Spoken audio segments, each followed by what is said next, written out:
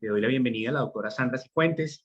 Ella es psicóloga con más de 13 años de experiencia en estos temas, miembro de la Fundación Colombianos por la Inclusión. No te quito más tiempo.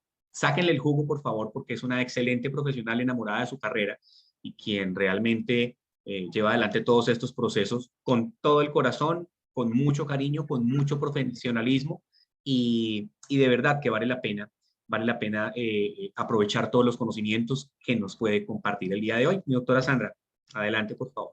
Muchas gracias, Alejandro. Bueno, nuevamente para todos y para todos, muy buenos días. Bienvenidos a este módulo. Gracias por esa presentación, Alejandro. Como les decía, soy psicóloga y pues en este momento vamos a trabajar las estrategias para desenvolverse como cuidador efectivo, que es en nuestro... que es en nuestro tercer módulo como tal que vamos a trabajar, y es el objetivo, pretende ofrecer estrategias asertivas para el desarrollo como cuidador efectivo, y vamos a ver algunos temas que son las estrategias de comunicación y desarrollo de habilidades ahorita en la mañana, lo que nos queda de este tiempo, y en la tarde con la doctora Luisa, entonces estimulación de actividades cotidianas y actividades de planificación y anticipación. O la familia es la primera persona que nos está apoyando y que debe apoyar el proceso de brindar esas estrategias, tanto afectivas, tanto de comunicación, tanto de habilidades en el desarrollo, para que pues la persona pueda desarrollarse íntegramente, ¿no? Para esto voy a invitarlos a ver como este videíto, es muy corto, donde vamos a mirar la grandeza de una madre que creyó en su hijo. Los maestros son nuestros espejos de aquellas dificultades que a veces tenemos. ¿Cómo vamos a pedir a nuestros hijos que gestionen el conflicto si nosotros no sabemos hacerlo? ¿Cómo vamos a pedir a nuestros hijos que digan las cosas con cariño si nosotros no sabemos tratarnos con cariño?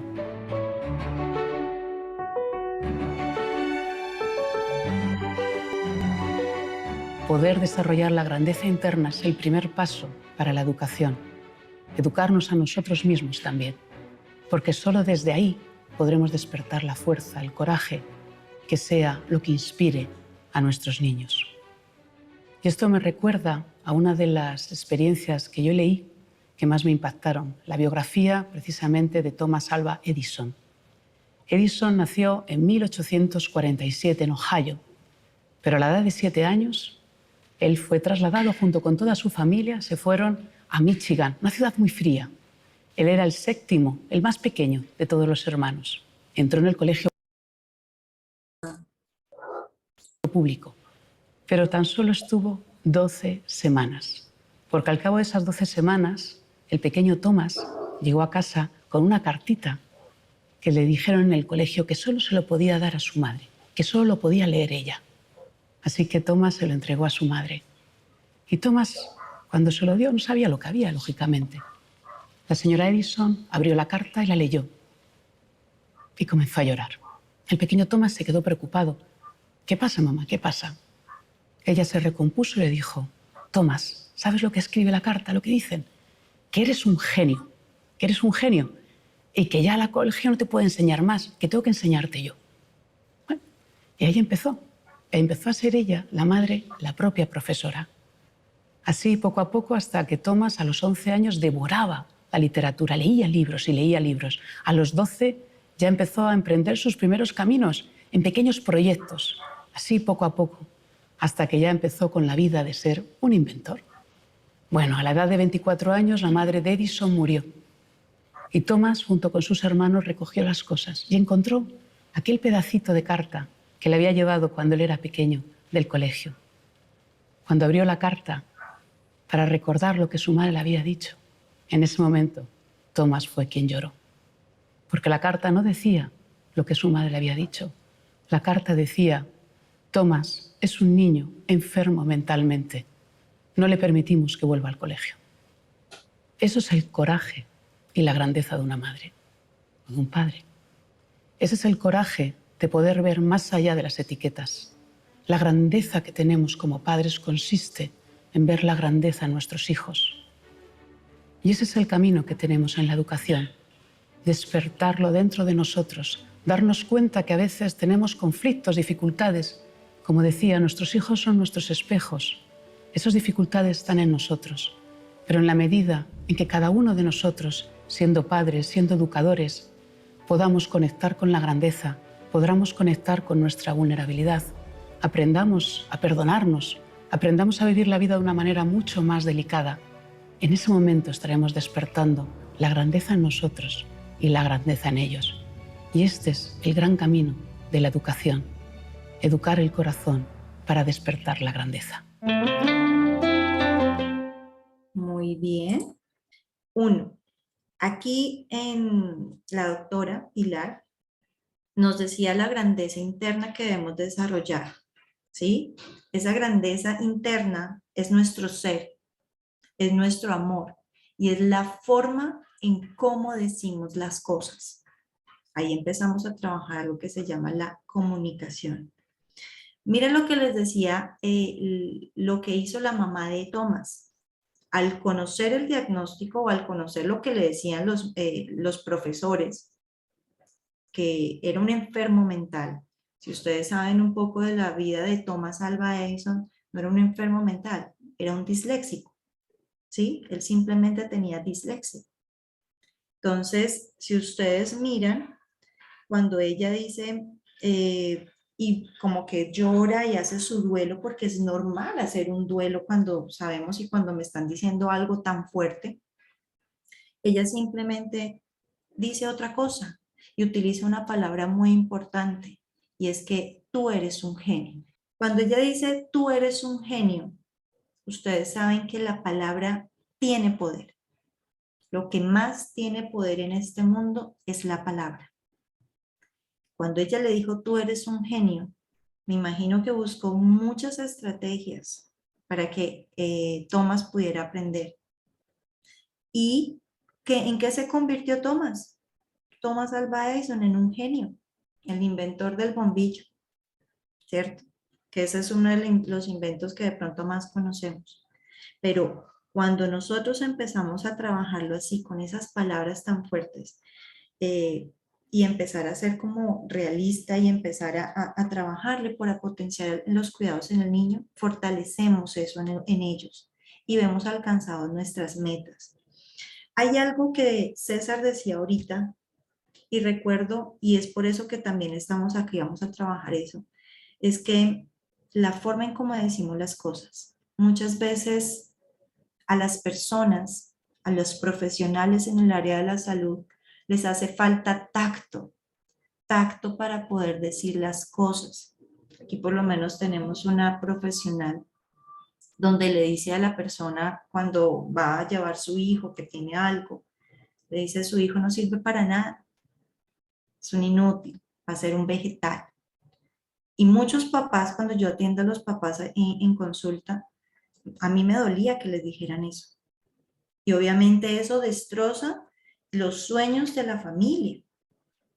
Y muchas veces uno decía, por Dios, ¿cómo no les saben decir? Les preguntaba, ¿le explicó por lo menos qué es ese diagnóstico? Y me decían, no, no me explicó. Entonces yo decía, por Dios, hay algo que tenemos que hacer, es tener tacto. Aquí el ideal es centrarnos en las palabras positivas, ¿no? Lo que utilizó la mamá de Tomás Alva, genio, y lo convirtió en genio. Y cómo ustedes, papás o cuidadores primarios, empiezan también a utilizar esas palabras positivas en sus hijos e hijas. Porque si empezamos a utilizar palabras negativas y denigrantes como inútil, fracasado, incapaz, eso es lo que van a generar en sus hijos e hijas más adelante. De esta manera, muchas familias o muchos cuidadores primarios y secundarios, nosotros todos debemos aprender estrategias para aprender a afrontar a estas personitas con discapacidad a un mundo poco incluyente, a un mundo que sigue siendo frío, a un mundo que lastimosamente las personas quieren es alcanzar sus metas sin importar si pasan o no por encima del otro. Entonces, debemos aprender estrategias, y la estrategia más importante que debemos aprender nosotros como cuidadores primarios y secundarios es ver a nuestros niños y niñas como es decir, aceptarlo como Dios nos lo entregó, nos lo dio. Cuando yo lo veo con sus cualidades y con sus defectos, empiezo a ver que este niño puede hacer esto, como decía César. Yo lo empecé a ver realista. ¿Qué cosas puede hacer mi hijo y qué cosas tal vez no va a poder hacer mi hijo? Pero empezó a aceptarlo como es. Esa es la primera estrategia, aceptar a mi hijo como es. La segunda es que nosotros muchas veces como cuidadores secundarios pensamos que de pronto no las sabemos todas y vamos a enseñarle, vamos a hacer y vamos a hacer. No, como lo decía César ahora. Todos pueden estar con el mismo diagnóstico, pero cada persona es diferente porque tiene unas características de personalidad diferente, a nivel emocional diferente. Entonces, por lo tanto, cuando yo me acerco a una persona, la segunda estrategia es estar preparado para aprender junto con ella. Cuando yo aprendo junto con ella, puedo ayudarles más para que puedan encontrar estrategias para alcanzar sus metas o para superar esas dificultades. Y la tercera estrategia que nosotros debemos aprender es la comunicación. Y es estar preparados para cómo yo, cuidador, primario, secundario, puedo enseñarle una estrategia o puedo comunicarme con ellos y cómo ellos pueden comunicarse conmigo y cómo nos hacemos entender, ya sea de manera verbal o no verbal. ¿Listo? Entonces, de esta manera, ¿por qué la comunicación? Ya lo hablábamos, la comunicación es supremamente importante y tenemos que nosotros aprender algunas estrategias para aprender a comunicarnos con ellos. Y dentro de las habilidades comunicativas que los cuidadores debemos aprender y donde debemos destacarnos son las siguientes. La primera, cuál es la información que nosotros vamos a brindarles a esas personas y cómo vamos a hacer que ellos nos comprendan esa información. Entonces lo hacemos a través de pictogramas, lo hacemos a través de señas o empezamos a exigirles sonidos guturales para que empiecen a generar como esas primeras formas de comunicarse hasta que logren la comunicación verbal. ¿Cómo empezamos a brindar esa información? El segundo, ¿qué queremos informar o comunicarnos con ellos? ¿Cuál es nuestra intención? Inicialmente tal vez el saludo, un despedida, un dar las gracias, expresar emociones, ojo, y creo que lo venían hablando esta mañana, las emociones son fundamentales y todos los seres humanos de cualquier condición tenemos muchas emociones y vamos a aprender las 6 emociones básicas. La alegría, la tristeza, el miedo, el enojo, el desagrado y la sorpresa. Esas son las 6 emociones básicas y desde allí se subyacen miles de emociones como tal, ¿sí?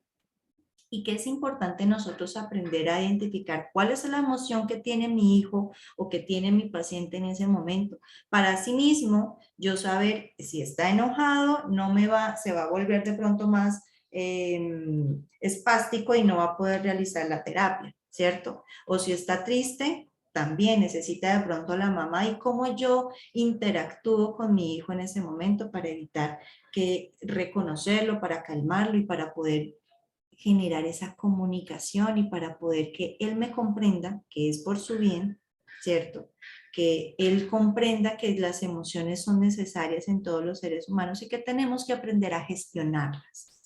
Eso es fundamental. Todos los seres humanos debemos aprender a gestionar nuestras emociones.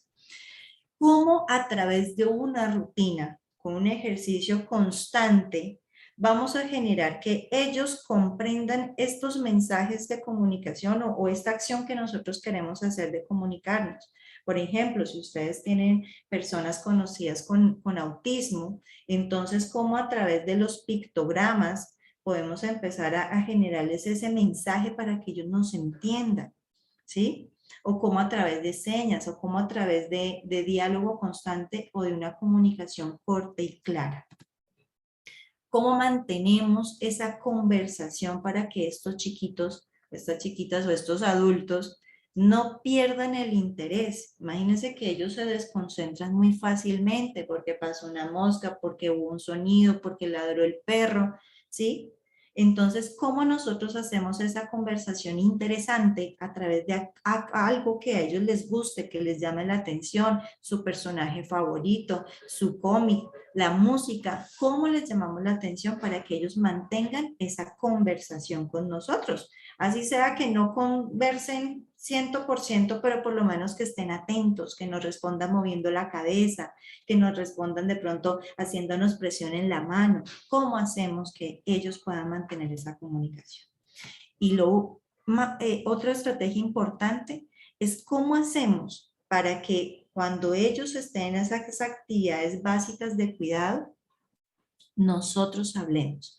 Por ejemplo, si van a una terapia física y van a hacer el ejercicio de la terapia y muchas veces los terapeutas se ponen a hablar o con sus compañeros o con otras personas y van haciendo la terapia, no, nos tenemos que centrar y dialogar es en nuestro paciente, en esa persona que está en ese momento con nosotros. ¿Sí? Buenos días, Carlos, ¿cómo estás? Vamos a hacer tal ejercicio. Hoy vamos a fortalecer 3 partes importantes, los brazos, el torso, las piernas, y vamos a hacer esto, o te estoy haciendo esto, si sientes dolor me muestras así, pero hay que comunicarnos. Hay que anticiparlos también, qué van a pasar o qué van a hacer durante el día. Es importante que ellos sepan eso, ¿sí? Otra estrategia que ellos deben aprender a través de la comunicación es que ustedes saben que muchos de ellos sufren de episodios de crisis, no solamente una crisis epiléptica, sino que también pueden tener un episodio de crisis a nivel de comportamiento y hacen una pataleta, o pueden tener un episodio de crisis a través de ansiedad o a través de una depresión. ¿Cómo nosotros le ofrecemos ayuda a ellos para que ellos se logren como estabilizar emocionalmente? A través de 3 cosas importantes. La primera, nosotros cuidadores debemos aprender a mantener la calma. Ay, es que yo no sé cómo actuar, ay, es que de pronto me vuelvo muy ansioso, me pongo a llorar, grito, pido ayuda. No, tenemos que mantener la calma y aprender nosotros inicialmente a respirar. Si nosotros no sabemos, sí, porque nos puede pasar, pregunten, doctor, ante una crisis epiléptica, ¿yo qué debo de hacer? Pónganlo de lado, hagan esto, ¿sí? O ante una crisis de ansiedad, ¿qué debo de hacer? Ya les voy a dar como estas estrategias, pero lo primero es que nosotros como cuidadores mantengamos la calma. Segundo, conocer qué fue lo que generó, identificar qué fue lo que generó esa crisis. Una persona, un ruido, una situación, un momento incómodo. Identifiquen qué fue lo que generó esa crisis. Cuando identifiquen lo que generó la crisis, es más fácil que se disminuyan.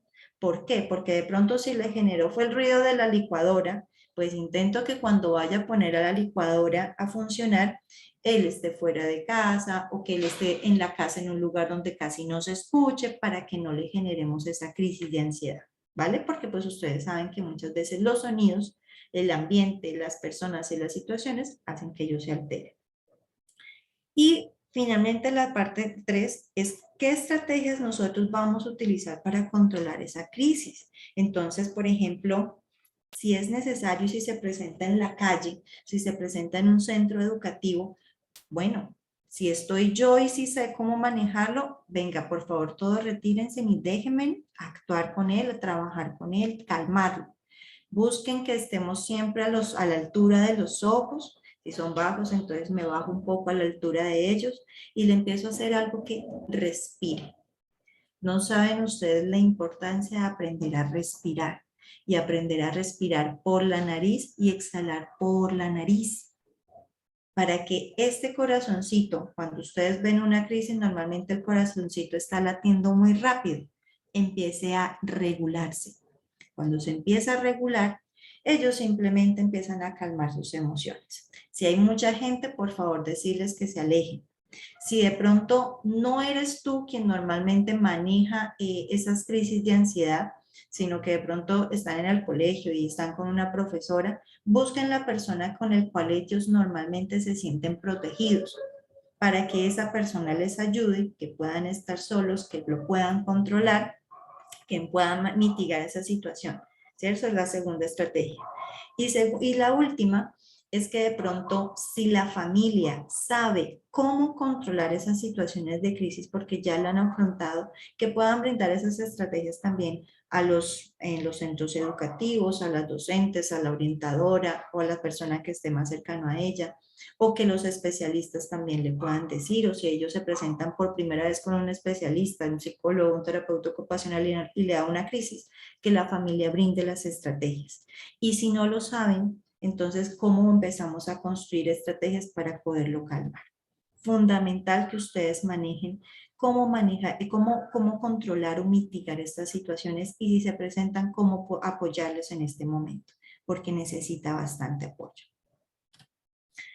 De estrategias de comunicación, o la invitación aquí puntual es que nosotros aprendamos a identificar esas emociones, nosotros aprendamos como cuidadores a identificar esos sentimientos, ¿cierto?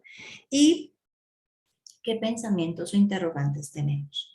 ¿Por qué nosotros como cuidadores primarios? Porque ningún ser humano está preparado pues para afrontar una situación de trabajo con persona con discapacidad, ¿cierto? ¿Cómo afrontarnos? ¿Cómo brindarles esas estrategias? ¿Cómo comunicarnos? No estamos preparados.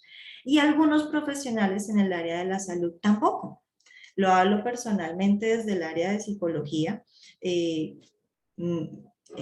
Yo, por ejemplo, cuando salí hace tantos años, hace 13 años, a mí no me enseñaron a trabajar con personas con discapacidad, ¿sí? ¿Qué me generó a mí que yo empezara a trabajar con personas con discapacidad? Reconociendo o buscando de pronto primero la persona que más conocía en ese momento, que era licenciada en educación especial. Segundo, dándome a reconocer a la persona que estaba en el lugar. Y tercero, autoformándome. Porque aquí es muy importante la autoformación, la pregunta, la inquietud. Cuando yo tenía esas herramientas, ¿sí? De autoformación, pude empezar y de reconocer a la persona y de aceptarla como es, pude poder generar como otras estrategias para que avanzara, ¿sí? Entonces es fundamental que si tienen preguntas, así sea el profesional, acérquense a la persona que tiene más experiencia o que tiene mayor conocimiento en esta área para que les resuelva sus inquietudes. Y cuidadores primarios, todas las veces que ustedes tengan que preguntar algo, háganlo. No tengan temor. Para eso, entonces, aquí, principalmente, ¿cómo vamos a indicar? Vamos a mirar qué tanto conoce ese cuidador frente a la persona con discapacidad. Pero más que su diagnóstico, porque es importante que conozcan el diagnóstico y sus características, ¿cierto? Es cómo lo ve la familia, ¿sí? ¿Qué tanto esa familia o esa persona conoce a sus intereses, qué tanto conoce sus gustos, qué tanto conoce sus habilidades, es su ser, qué tanto, con qué cosas le gusta jugar, qué cosas le desagrada? Conozcamos a esa persona. Es fundamental conocer estos parámetros.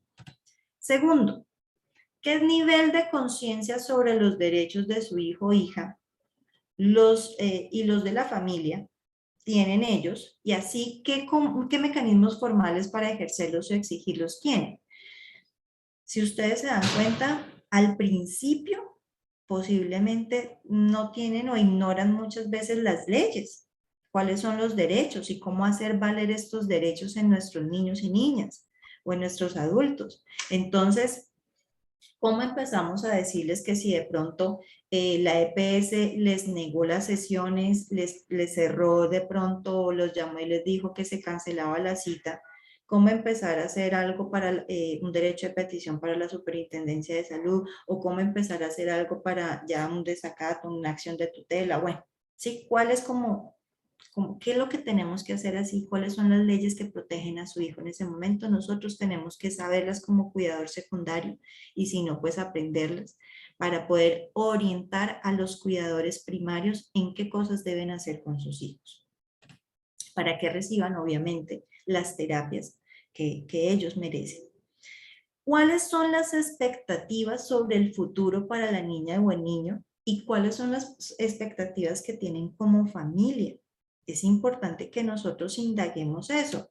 Y para ello, cada uno de ustedes, si gustan, pueden escribir allí en la pantallita o si no, abren el micrófono, y es desde su rol como cuidador primario o secundario, ¿qué esperan lograr con sus hijos o hijas o pacientes con discapacidad?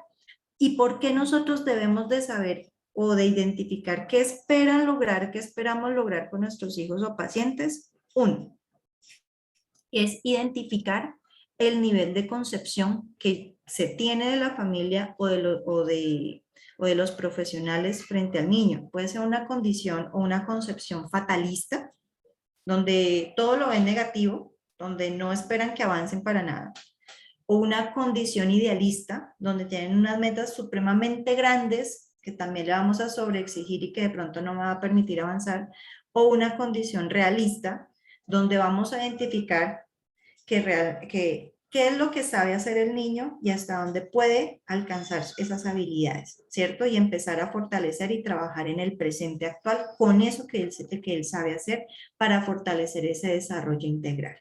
Entonces, eso es lo importante que nosotros debemos aprender para trabajar esas expectativas.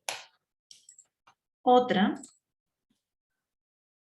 de las estrategias de comunicación. Uno, la comunicación asertiva es fundamental, que nosotros seamos concretos al hablar con estas personas. Si nosotros vamos a hablar muy abstracto o con muchas cosas al tiempo, no nos vamos a hacer entender. Entonces debemos ser concretos, debemos manejar los tiempos, debemos mirar las personas, ¿cierto? Y el lugar en donde están. Si es en el colegio, qué deben hacer, cómo deben interactuar con ellos, si es en las terapias, si es en el lugar, ¿cierto? ¿Cuáles son los remedios, tratamientos, intervenciones o atenciones que se han buscado para ayudar al desarrollo de la niña o el niño? ¿Qué tanto las familias han mirado o han buscado de pronto remedios naturales o de pronto un poco ya más de laboratorio? ¿Cuál es la estimulación que han recibido? Si de pronto han recibido alguna intervención espiritual, porque también las familias buscan eso. ¿Y cómo han empezado a activar la ruta integral de atención? ¿Cierto? Si han tenido, si desconocen esa ruta, esa RAI, esa ruta de atención integral, si la desconocen, si han tenido barreras porque les han negado las citas, si han tenido apertura de instituciones, entonces qué apertura les han dado a ellos y cómo las reconocen, ¿cierto? Y cómo las hacemos reconocer. Entonces es importante trabajar esos tipos.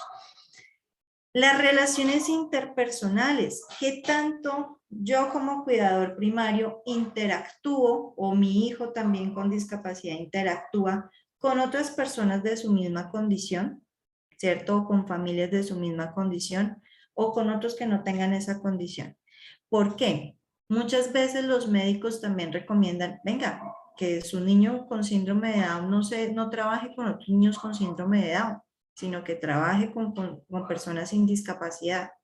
Sí, pero ustedes también cuidadores deben de tener contacto y relacionarse con esas otras familias que tienen las mismas condiciones para que se dialoguen, para que hablen, para que ellos también interactúen, para que se formen esos lazos afectivos, porque de pronto ven sus mismas características, entonces se pueden acercar más los niños. Entonces, ¿cómo empezamos a fortalecer esas relaciones interpersonales y no esconderlos? Porque muchas veces los escondemos en casa, hay una fiesta, preferimos no llevarlo, me invitaron a esto, no me quedo en la casa porque tengo el niño y no lo saco. ¿Cómo empezamos a interactuar y a fortalecer esas relaciones interpersonales? ¿Cuáles son las condiciones para el acompañamiento? Aquí las condiciones para el acompañamiento es de disponer del tiempo para, ¿qué tanto vamos a ir a las terapias? Los tiempos para que yo pueda llevar a esa persona a las terapias. ¿Qué tanto de las pautas que me han brindado los especialistas las empiezo a utilizar en casa? ¿Cierto? Para que manejen entonces las actividades para fortalecer entonces los músculos fonoarticulatorios, las pautas de crianza que me da la psicóloga para realizar cosas aquí en la casa para que disminuya el comportamiento disruptivo y otras. Entonces, ¿qué tanto tiempo estoy sacando yo para acompañar a mi hijo y qué tantas personas se involucran en ese acompañamiento? En la familia, que no solamente sea la mamá o el papá, que normalmente puede pasar, o si la mamá o el papá trabajan los abuelos, sino que sea todo el núcleo familiar. Papá, mamás, hermanos, tíos, tías, abuelos, para que todos sepan manejar al niño y no dejarlo solamente en el acompañamiento hacia el cuidador primario. De esta manera, todos vamos a fortalecer el desarrollo integral de nuestros niños o niñas con discapacidad. Del proceso de acompañamiento debemos aprender nosotros algo supremamente valioso, y es qué cosas debemos evitar para que no dañemos el acompañamiento. Tenemos muchas veces creencias, mitos sobre la discapacidad que se convierten en una barrera para el desarrollo integral del niño.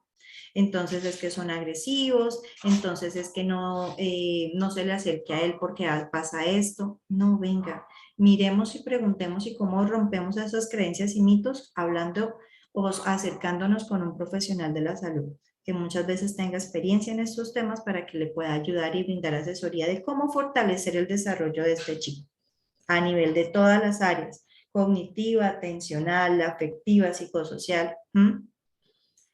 Otro, ¿qué miradas idealistas sobre la niña o niño que hace que se niegue su discapacidad y se le exija más de lo que puede hacer? Idealista es que se crean unas metas muy grandes a corto tiempo. Entonces, muchas veces ahí es cuando son muy grandes a corto tiempo, para el cuidador le va a generar una frustración, un enojo, y para el estudiante o para el chico le va a generar desagrado, ¿sí? Y de pronto no, o muchas veces no va a alcanzar lo que él quiere hacer porque son muy fuertes y no lo puede lograr. Entonces simplemente van a tener incomodidad entre cuidador y pues la persona con discapacidad. Creencias de que la niña o niño solo necesita atención especializada y no debe asistir a otras actividades de su familia o comunidad. Muchas veces hay padres de familia o cuidadores que simplemente acérquenlos a donde tienen las terapias y ya, y los dejan luego en su casa, pero no desarrollan, no interactúan, no los llevan a fiestas como les decía. ¿Por qué? Porque simplemente la familia no está involucrada y entonces a lo mejor no venga porque es que como él es agresivo, entonces no sé qué, o él grita y no. Involucremos a la familia, socialicemos con la familia, brindémosles esas estrategias que nos dan los profesionales a mi familia para que él pueda empezar a desarrollarse en esta área social y obviamente pueda empezarse a incluir socialmente con la comunidad que está alrededor. Empecemos que es normal sentir estos sentimientos de tristeza y temor, pero que al ser repetitivos no van a permitir afrontar adecuadamente la situación. Entonces, lo que yo les decía, si se ponen una meta idealista a muy corto tiempo, como en el caso que me está presentando actualmente en el colegio en donde trabajo, y es, tengo un niño con hiperactividad, y el padre de familia, cuando él estaba más pequeño, lo llevaba a terapias de lenguaje ocupacional. Lo sacó a los 2 o 3 meses de estar en terapia porque no vio avance, porque el no ver avance se enojó, se frustró. Yo le preguntaba, papá, ¿usted habló con el especialista en ese momento? Me dijo, no. Y yo le dije, ¿usted sabe? Él me dijo, es que simplemente yo lo veía que solamente escribía y ya. En terapia de lenguaje, yo le decía, usted sabe que en terapia de lenguaje se manejan dos ramas de intervención, que es el aporte de articulación de los masajes, que es como se conoce, esta parte para fortalecer los músculos, o la parte del ABC, donde enseñan habilidades de aprendizaje, la lectura, la escritura, el reconocimiento. Entonces me decían, no sabía. Yo decía, puede que usted haya visto más bien esto y no haya visto los masajes. Si de pronto usted quería los masajes, el profesional debe acercar a la familia para indicarle cuál es la corresponsabilidad del padre, unas tareas puntuales, hágale el ejercicio de colocarle entonces aquí en la nariz, entonces arequipe o algo así para que él lo alcance con la lengua, estos ejercicios para que se refuercen en casa. Cuando hay una comunicación entre terapeuta, familia y también colegio, va a ver que el niño van a tener una coherencia y una cohesión en todos los centros y van a ver mejores avances en esta persona. ¿Qué actitudes hacia los hermanos mayores o menores se les descuida o se les exige demasiado? Tengo un caso ya ahorita pues está mejorando bastante, pero cuando llegó por primera vez la nena con síndrome de Down, llegó con 3 hermanos, era la nena y 2 hermanitos, y mantenía con la hermanita, y la mamá me decía a mí, es que yo quiero que la niña le permitan salir más rápido del salón para que en la hora del descanso vaya por la niña, la lleve al baño y le dé comer. Entonces me quedé pensando y yo no creo que sea lo más indicado, mamá, sin embargo, déjeme, yo reviso cómo está la situación. Cuando yo vi la niña en las horas del descanso, era una niña triste, era una niña que miraba cómo los demás niños jugaban, pero por estar con su hermana, entonces no interactuaba.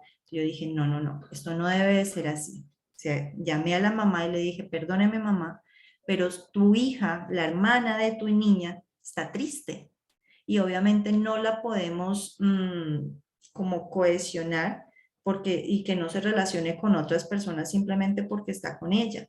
Y pongámosle a Juanita, el nombre de la nena, con síndrome de Down, a Juanita, tú debes de generarle otro tipo de autonomía para que logre tener un círculo más amplio a nivel de pares, ¿sí? A nivel de compañeros, y empezarle a generar de que vaya al baño, de que puedas realizar otras actividades a nivel de independencia y que tome su lonchera independientemente y con otras personas diferentes a su hermana. Al principio fue muy difícil, pero ahora uno puede ver a Sara, a Juanita compartiendo con los demás amiguitos y a la otra nena compartiendo con sus amigos y son felices. Y luego se unen las dos y se van. Entonces yo digo, es rico hablarlo de esa manera, pero pues hay que dialogarlo y hay que mirar los pros y los contras de cada uno de ellos. ¿Qué vamos a desarrollar en habilidades? Entonces, nos vamos a centrar que solamente las terapias queden en los terapeutas o en los profesionales, o que solamente queden en el colegio. Algunas veces uno puede decir sí, porque no hay compromiso de los padres de familia. Pero algunas otras tenemos que comprometer y por eso vemos que esas estrategias de promoción pueden variar de una familia a otra, ¿sí? Y depende también el contexto social, el contexto cultural, el contexto económico. Entonces es importante que nosotros les demos a los cuidadores primarios todas las herramientas necesarias para que en casa puedan realizar esas actividades, así no tengan los últimos recursos, sino con lo que tengan en casa puedan realizar esas terapias. Y aprendan a desarrollar esas recomendaciones. Pero también a los cuidadores secundarios, a los profesionales, debemos darles recomendaciones a los cuidadores primarios o a las familias para que ellos hagan esas actividades en casa. Porque si solamente lo dejamos a terapias, pues los avances en nuestros niños con discapacidad pues va a ser mucho más lento. ¿Qué otros aspectos son necesarios trabajar con ellos? 1. Formar o fortalecer los vínculos afectivos y la seguridad emocional del niño o la niña, evitando la sobreprotección, la sobreexigencia, el abandono o el maltrato. La sobreprotección, que era lo que estaba viviendo con la nena, que les estoy contando de la hermanita, era increíble, que la mamá quería inclusive entrar hasta la hora del descanso. Yo le dije, no señora, vamos a empezar a generar algunos espacios individuales para ella. ¿Y cómo empezamos a fortalecer un vínculo entre padre e hija que sea seguro? Inseguro, que si se va el papá, entonces inmediatamente se pone a llorar, piensa que no va a volver, que piensa que no va a regresar. Entonces, no, no, no, no, no. Vamos a empezar a generar esos vínculos afectivos seguros para que el niño logre desarrollarse. Y empecé a trabajarle algo a la mamá diciéndole, mamá, usted en este momento, Sara, ¿qué sabe hacer? Entonces me decía, no sabe hacer nada, no sabe vestirse, no sabe comer, yo le doy de comer. Yo, pero Sara, esta nena tiene muchas habilidades, por Dios, mamá. Entonces le decía, ¿qué pasa, mamá, si usted fallece mañana? Porque no sabemos cuándo nosotros podremos fallecer. Si usted fallece mañana, ¿quién va a cuidar a la nena? ¿Será que la van a cuidar igual que usted la cuida? Ella me dijo, no. Ahí, mamá, ¿quién va a sufrir? Entonces me decía, pues va a sufrir la nena, pero también va a sufrir toda la familia. Entonces yo le decía, correcto, va a sufrir sobre todo la niña y la familia porque no va a saber cómo tratarla y ellos no lo van a sobreproteger tanto como usted. Entonces, obviamente, o hacerle todo porque no van a tener el tiempo. Entonces, simplemente van a pelear y discutir y van a verle solamente los pros negativos, la parte negativa, y la niña posiblemente me va a generar algo que se llama agresión, depresión, y no va a ser positivo. ¿Qué tenemos que hacer en este momento? Es empezarle a trabajar ciertas habilidades y cosas para que ella sola lo trabaje en casa. Entonces, empezar a trabajar desde allí a que ella se sienta capaz, se sienta autónoma. Y en el momento que nosotros empezamos a trabajar esas dos partes fundamentales, esa que sí puede la niña, vamos a trabajar algo que se llama la autoridad, pero no una autoridad que sea, perdónenme, autoritaria, donde es lo único que yo diga y es así, no, sino que sea firme, pero con cariño, con amor. Cuando yo manejo que sea autoridad con amor, vamos a generar dos cosas importantes, que es la confianza y la autonomía.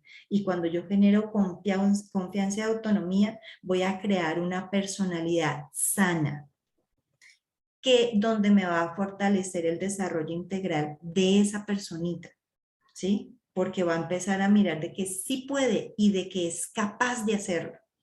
Entonces tenemos que fortalecer eso en la casa y mirar a su edad qué debería estar haciendo, recogiendo los juguetes, de pronto teniendo la cama, llevando la loza, ¿qué puede hacer? Y empezarle a exigir eso con amor, ¿vale? Si nunca le hemos exigido nada, posiblemente nos pueda generar algo que se llama a la agresión y obviamente el enojo, pues porque le van a empezar a exigir. Entonces, si todos en la familia apoyan este proceso, porque no nos vamos a desautorizar, entonces vamos a fortalecer a generar esta parte de confianza y autonomía en la niña para fortalecer su desarrollo integral y su personalidad. Vamos a mirar la importancia de expresar el afecto hacia las niñas y los niños de acuerdo con las costumbres de la región. Imagínense que ustedes saben, acá en Colombia somos muy regionalistas y tenemos unas costumbres diferentes. Por ejemplo, en el Santander o en Bucaramanga, por allá, si ustedes oyen hablar a las personas, hablan fuerte y uno piensa que les están regañando, uno piensa que les están diciendo, y posiblemente si tienen estas personas con discapacidad, pues puede pensar, mi mamá no me quiere porque me habla muy fuerte, o si está aquí en el Tolima y le hablan así, uno dice, pero está enojado, o es que mantiene enojado. No, puede que tenemos que aprender a conocer su costumbre, ¿sí? De dónde vienen, bueno, si vienes de esta región, pues normalmente hablan así, entonces yo identifico como estas características y bueno, venga, nos sentamos, yo sé que usted es así, difícil cambiarlo, pero a pesar de que uno piense de que es que ellos saben que yo los amo y no les tengo que decir que los amo, venga mamá, es importante que ellos sepan que los aman a través de la palabra, a través del gesto, a través del cariño, del abrazo. Empecemos a trabajar eso con los niños y a ser coherente pensamiento, acción, ¿sí? Emoción, para que cambie eso. Y finalmente aquí, fortalecer el juego para facilitar el desarrollo de la niña o niño y para unirlo con los demás miembros de la familia. Voy a robarles 5 minutos, por favor. En esta parte de fortalecer el juego, ustedes saben que el juego es el principal mecanismo de desarrollo integral de los niños y de las niñas. Si no lo sabían, ¿cómo empezamos a generar pautas de comportamiento adecuados a través del juego? Yo les doy un caso específico, un ejemplo. Por ejemplo, tenía un niño que le daba mucho temor ir al médico, porque pues les iban a sacar sangre, inyecciones, agujas, medicamento, odia eso. Entonces empezamos a trabajarlo a través de, bueno, mamá, consigámonos una caja como de juego de doctores y empecemos a jugar con ellos. Entonces juguemos a que yo soy el doctor y tú eres el paciente, o tú eres el doctor y yo soy el paciente, y a mirar, el doctor te puede hacer esto, va a ponerte aquí para escucharte el corazón, te va a mirar los ojos y hacer este ejercicio, y lo voy preparando. para que cuando llegue la situación de llevarlo de pronto al médico, no me genere el comportamiento de pataletas, de incomodidad, de llanto. Entonces es importante poder trabajar con ellos ese aspecto. Finalmente, el juego no solamente me ayuda a generar comportamientos, ¿cierto? Lo que yo quiero que ellos aprendan, porque ellos aprenden más fácil a través del juego, sino que yo, padre de familia, cuando llego muy cansado de trabajar, que no quiero hacer absolutamente nada, te voy a sacar así sea media o una hora para jugar con ellos y voy a fortalecer el vínculo afectivo con mi hijo o con mi hija, pero también voy a generar ese compartir y fortalecer lazos psicoafectivos con mi niño. Y eso es fundamental. Nosotros debemos aprender eso, a fortalecer esos lazos. Y para no quitarles más tiempo, termino con esta preguntita sencillita y es, ¿ustedes han utilizado alguna estrategia a través del juego para fortalecer el desarrollo integral de nuestros niños? ¿Han tenido esa experiencia? Para poder terminar esta parte de las estrategias de comunicación y desarrollo de habilidades.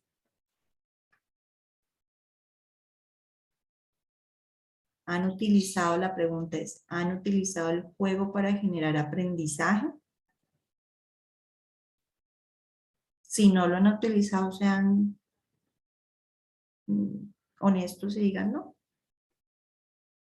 Y si sí, o si no, empecemos a utilizar el juego. Y ojalá así cada uno de los cuidadores, si no lo hemos utilizado, empezarlo a utilizar, y si lo hemos utilizado, seguirlo fortaleciendo y potenciando, ¿sí? Para fortalecer esos talentos y esos gustos, esos intereses y generar desarrollo integral y aprendizaje.